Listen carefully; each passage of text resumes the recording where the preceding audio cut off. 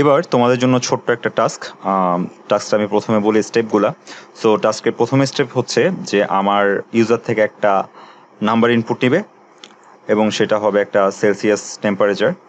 So সে এই ফর্মুলাটা use করে এরপর নাম্বারটাকে তোমার যে নাম্বারটা ইনপুট দিবে সেটাকে ফারেনহাইটে কনভার্ট করবে।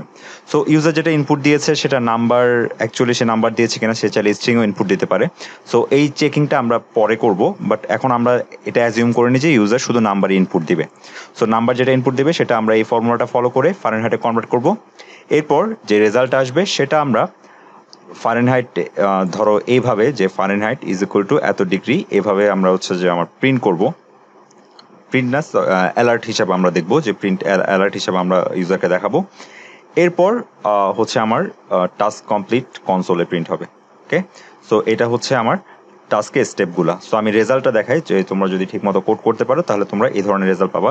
সো আমি রিলোড করি, আমি কোডটা অলরেডি করে রেখেছি আমার script.js ফাইলে। সো এখানে ইউজার হচ্ছে ধরো দিল 37। এরপর যদি আমি ওকে দিই তাহলে দেখো আমি ফারেনহাইটে এত ডিগ্রি পাচ্ছি, এবং এটা অনেক বড় একটা ফ্লোটিং পয়েন্টে চলে গিয়েছে। সো কারণ কনভার্সন এরকম এসেছে, এটাকে পরে দুই ঘর পর্যন্ত এনে ফেলা যায়। এই জিনিসগুলো আমরা পরে দেখবো কীভাবে আনতে পারি। আমরা যতটুকু পারি সিম্পল রাখছি আমাদের টাস্কটা। এরপর যখন আমি ওকে ক্লিক করব, এখন যদি আমি কনসোলে যাই, মোড টুলস, ডেভেলপার টুলস, তাহলে দেখো কনসোলে এখন কিছুই প্রিন্ট হয় না, আমি কিছু দেখতে পাচ্ছি না।